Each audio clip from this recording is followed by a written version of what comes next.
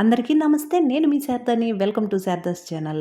Lunch box rice రెసిపీస్లో పిల్లలు ఎంతో ఇష్టంగా తినే విధంగా పాలకూర, పన్నీరు రెండూ కలిపి పులావ్ వండి కుక్కర్లో తక్కువ టైంలో ఎంతో రుచిగా తయారు చేసుకోవచ్చు.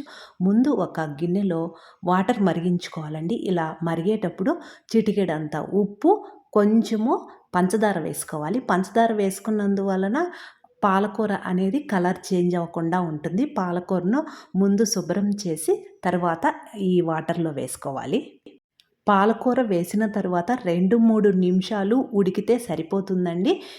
వెంటనే గరిటెతో ఈ పాలకూరను తీసి పెట్టుకోవాలి. అలాగనే ఉడికించుకుంటే విటమిన్స్ అన్నీ పోతాయండి. అందువలన చక్కగా పాలకూర మొత్తం తీసి కాస్త చల్లని నీళ్లు పోసుకుంటే సరిపోతుంది. ఒక మిక్సీ జార్ తీసుకొని ఇందులో 3 పచ్చిమిర్చి వేసుకోవాలి. ఇవంతా మనం తినే కారాన్ని బట్టి, మనం తీసుకునేటువంటి బియ్యాన్ని బట్టి వేసుకోవాలండి. చక్కగా ఉడికించి చల్లార్చినటువంటి పాలకూర వేసుకోవాలి. వీటిల్ని మెత్తగా పేస్ట్ లాగా తయారు చేసుకోవాలి. ఇలా ఇప్పుడు ఒక కుక్కర్ గిన్నె తీసుకొని అందులో 1 స్పూను నెయ్యి, 1 స్పూను ఆయిల్ వేసుకోవాలండి. నెయ్యి ఇష్టం లేని వాళ్ళు 2 స్పూన్లు ఆయిల్ వేసుకుంటే సరిపోతుంది.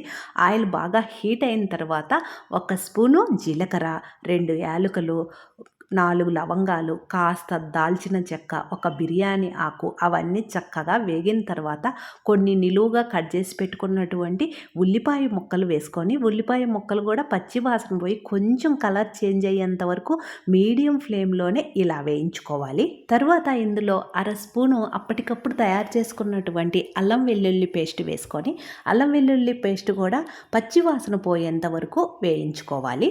ఇలా వేగిన తరువాత ఇందులో చిటికెడంత పసుపు పచ్చివాసన పోయేంత వరకు వేయించుకున్న తర్వాత పన్నీరు ముక్కలు వేసుకోవాలండి. పన్నీరు ముక్కలు ఇలా వేయించుకోవడం వలన రుచిగా వస్తుంది.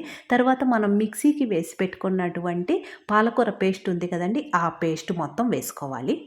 మీరు ఇక్కడ గమనించగలరు పాలకూర అనేది ఎంత కలర్గా ఉందో చూడండి. ఎందువలనంటే మనము చిటికెడంత పంచదార వేసాం కదండి, అందువలన చక్కగా పచ్చివాసన పోయి ఆయిల్ పైకి వచ్చిన తర్వాత ఇందులో మనం తినే కారాన్ని బట్టి కారం వేసుకోవాలి. ధనియాల పొడి వేసుకొని ఇవి 2 కూడా పచ్చివాసన పోయేంత వరకు మూత పెట్టి మగ్గించుకోవాలి.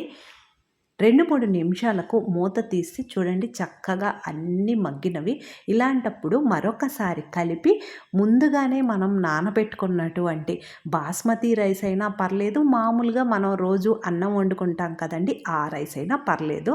నేనైతే ఇక్కడ బాస్మతి రైస్ 1 గ్లాసు రైస్కి 1.5 గ్లాసు వాటర్ పోసి అరగంట నానబెట్టానండి. తరువాత బియ్యానికి తగినంత, రుచికి తగినంత ఉప్పు వేసి చక్కగా కలిపి మూత పెట్టి 2 విజిల్స్ వస్తే సరిపోతుందండి. బాస్మతి రైస్ అయితే 2 విజిల్స్ రావాలి. మామూలు రైస్ అయితే 3 విజిల్స్. 1 కప్పు రైస్కి 2 కప్పులు వాటర్ పోసుకోవాలి. అరగంట ఖచ్చితంగా నానబెట్టుకోవాలి. 2 విజిల్స్ వచ్చి ఆవిరిపోయిన తర్వాత వావ్, సూపర్గా వచ్చింది చూడండి. రైస్ చూస్తుంటేనే నోరూరుతుంది కదండి. మరెందుకు ఆలస్యం, మీరు కూడా ఒకసారి ట్రై చేయండి. పిల్లలైతే ఎంతో ఇష్టంగా తింటారండి. అంత రుచిగా ఉంటుంది. రోజు వాళ్ళకి కూర వేసి అన్నం కల్పించామనుకోండి, వాళ్ళకి బోరు కొడుతుంది. ఇలా వారంలో ఒకసారి రైస్ తయారు చేయండి. సూపర్గా ఇష్టంగా తింటారు. మరి ఈ వీడియో మీకు ఉపయోగపడుతుంది అనుకుంటే లైక్ చేసి షేర్ చేయండి.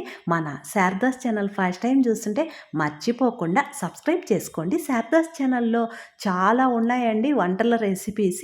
పిల్లలు ఎంతో ఇష్టంగా తినే లంచ్ బాక్స్ రెసిపీస్ కూడా ఉన్నాయి, చూడండి. నేను వేరొక వీడియోతో మీ ముందుంటాను. Thank you.